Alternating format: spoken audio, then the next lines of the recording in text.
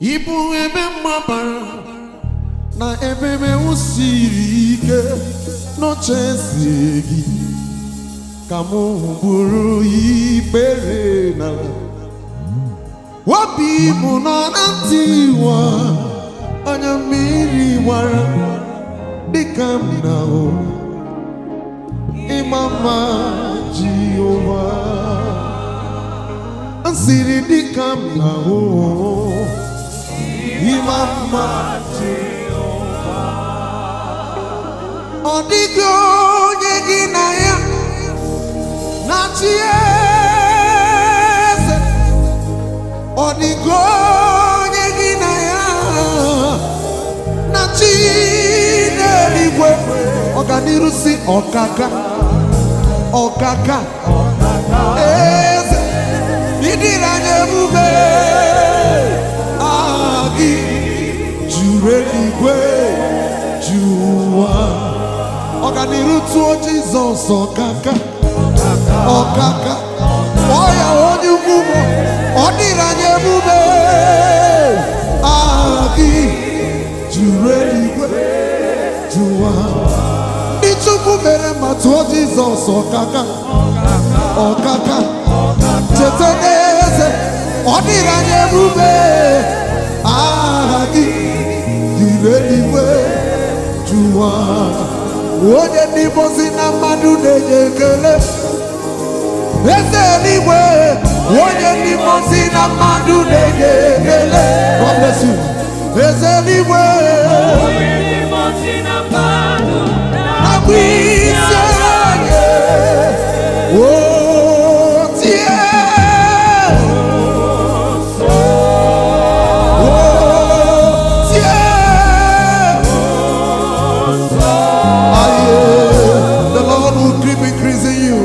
In the name of Jesus. See ya, hey. Onye ndị mozi na mmadụ na-enye ekele. Onye ndị mozi na mmadụ na-enye ekele. Ay ay ay ay. Onye ndị mozi na mmaddu na-esi anaghị. Now wetin we dey call am here? Most powerful Jehovah. Obenge Jehovah, Kakaraka Godie, Odeshiwa no Feliwe. He's the game changer, iron breaker.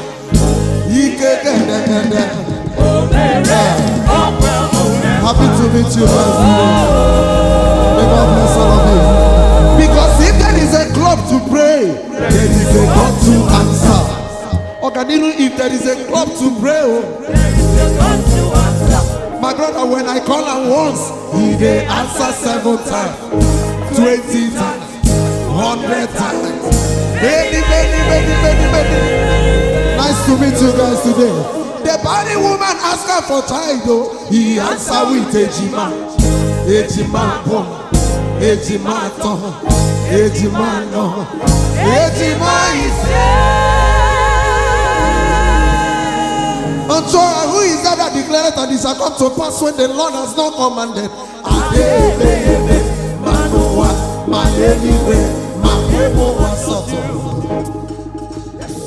Let us take it once. God bless you, sir. God bless you, sir.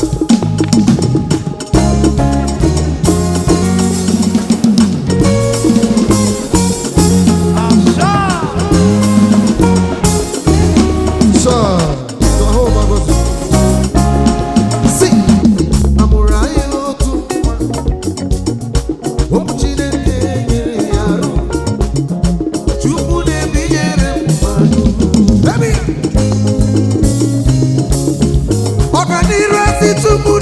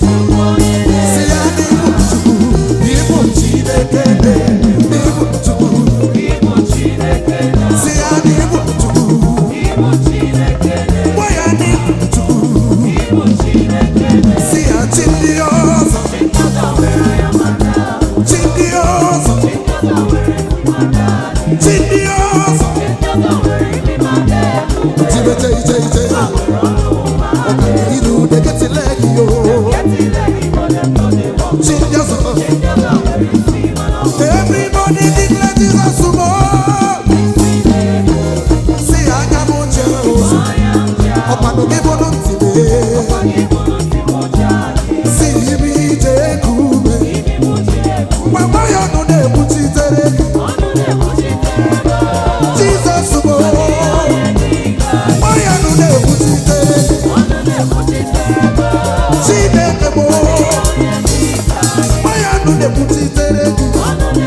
Lord that speaks for you. Oyo nu de buruko. Everybody lift and say Jesus oh. Pasinu Jesus oh. Panu Jesus oh. Paramu Jesus oh. Otwakane lumbo. Yes and yes oh. Ana mutu oh. Jehovah nisimo. See ani mutuwe.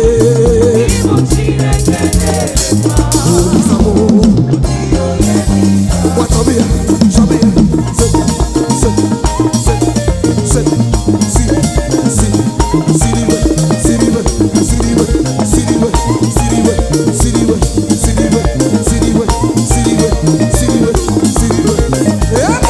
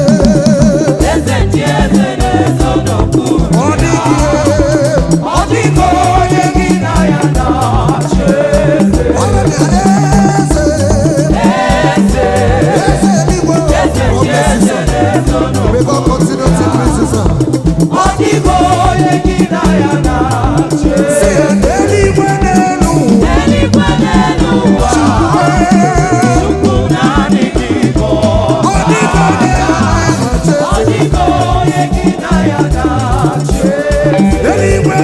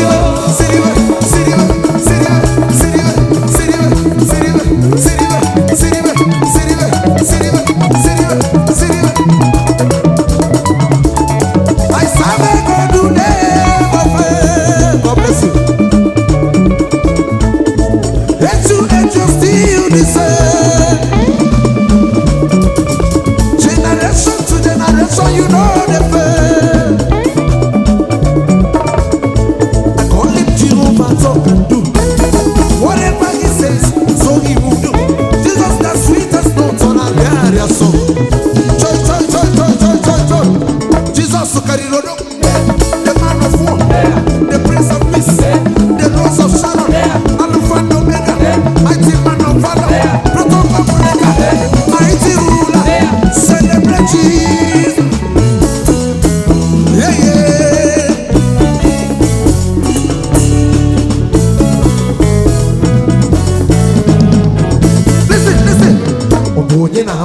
mba. Gwa m onye na-abara gị mba. Ewu, ọ bụ nkịta na-agbọrọ m ụja ihe. Nsị ọ bụ onye kpọtere nwa n'ụlọ n'ụra o.